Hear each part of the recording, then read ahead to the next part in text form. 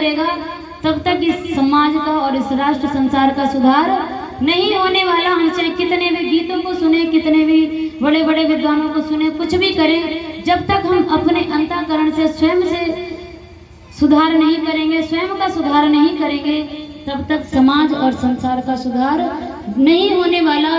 एक उदाहरण से समझेंगे, जिस प्रकार पीतल के किसी भी पतीले आदि में यदि आप ठंडा पानी भर देते हैं और फिर उसे बाहर से स्पर्श करेंगे तो कैसा लगेगा? ठंडा ही अनुभव होगा ना। जब ठंडा पानी भरा है तो स्पर्श करने पे शीतलता मिलेगी, उसकी ठंडक प्राप्त होगी। और यदि उसी पात्र में हम खौलता हुआ उबलता हुआ गर्म पानी भर दें फिर स्पर्श करें तो कैसा लगेगा? गर्म लगेगा ना। आप लोग थोड़ा बोलते रहिए तो अच्छा लगेगा हमें भी। जब गर्म पानी को, किसी पात्र को, गर्म पानी का पात्र भरा हुआ है, उसे स्पर्श करेंगे तो कैसा? गर्म लगेगा ना। तो इसी प्रकार से हम यदि समाज का और राष्ट्र का उद्धार करना चाह रहे, कल्याण करना चाह रहे, उन्नति की ओर ले जाना चाह रहे हैं और समस्त बुराइयों को दूर करना चाह रहे हैं तो स्वयं की बुराइयों को दूर करें। जब स्वयं की बुराइयां दूर होंगी, हमारे अंदर कोई बुराई नहीं होगी, तो हम जिसके भी समीप रहेंगे और जहां भी जाएंगे उन अच्छाइयों को देंगे। और यदि बुराइयां हमारे अंदर हैं तो क्या करेंगे? उन बुराइयों को देंगे। इसीलिए यदि सच में ही आप सब लोग चाहते हैं कि इस संसार का, इस समाज का कल्याण हो और ये बुराइयों से दूर हो, इसका उद्धार हो, तो इसके लिए आप सबको सहयोग करने की आवश्यकता है। और एक गीतकार ने बहुत ही अच्छा लिखा है कि जब बालक का निर्माण होता है तो वो कहाँ से होता है?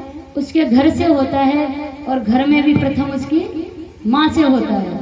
और जब माँ बच्चों को एक एक बारीकी से प्रथम से ही संस्कार देगी तो वो बच्चा कितनी भी कुरीतियों में रहे, वो गलत कार्य नहीं सीख सकता है। सुबह में आचार्य जी बता भी रहे थे कि यदि आप अच्छी आदतें, अच्छे संस्कार बच्चे को नहीं देंगे तो वो गलत आदतें स्वतः सीख जाएगा, क्योंकि वो खाली है और उसमें कुछ ना कुछ तो जाएगा। चाहे तो आप अच्छाइयाँ भर दो अथवा बुराइयाँ। जब आप अच्छाइयाँ नहीं भरेंगी तो बुराइयाँ तो भर ही जाएंगी इसमें। तो इसलिए एक बहुत सुंदर गीत है जिसमें कहा जाता है कि मनुष्य के जो 16 संस्कार होते हैं, यदि वो सच में ही मनुष्य बनना चाहता है, देव बनना चाहता है, तो हर माँ का कर्तव्य है कि वो अपने बालक को संस्कारवान बनाए। और जितने भी मनुष्य के गर्भाधान से लेकर अंत्येष्टि तक संस्कार होते हैं 16, उन सभी संस्कारों को करवाए विधिवत। लेकिन होता क्या है, आज के समय में गिने चुने चयनित संस्कार करवा लेते हैं, नामकरण करवा लेते हैं। लोगों का मानना है कि उसके बिना घर में कार्य नहीं होंगे, इसलिए नामकरण करवा लेते हैं। और फिर विवाह करवा लेते हैं कि बिना विवाह के घर में रह नहीं सकते, इसलिए विवाह संस्कार करवा लेते हैं। और अंत्येष्टि में जब मर गया तो उसे घर में रख नहीं सकते, इसलिए अंत्येष्टि कर देते हैं।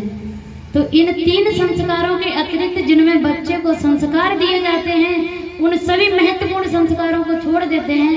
ऐसा नहीं करना। यदि बालक को उत्तम बनाना है, संतान को, तो आप सभी संस्कारों को विधिवत करवाइए और अपने बच्चों को संस्कारवान बनाइए, तब ही इस समाज का कल्याण हो सकता है, सुधार हो सकता है। आइए एक गीत सभी लोग मिलकर सुनेंगे। और बहुत अच्छा कहा, एक बहन कहती है दूसरे बहन से कि ये बहन, यदि तू सच में कल्याण चाहती है तो अपने बहन के 16 संस्कार करवाओ। और क्या कहती है? मेरी बहना 16 संस्कार कराओ, बालक को देव बनाओ, आस्था पूरी दिखलाओ। मेरी बहना 16 संस्कार कराओ, बालक को देव बनाओ, आस्था पूरी दिखलाओ। मेरी बहना अच्छे नर नारी होंगे, बालक ब्रह्मचारी होंगे, सज्जन व्रतधारी होंगे।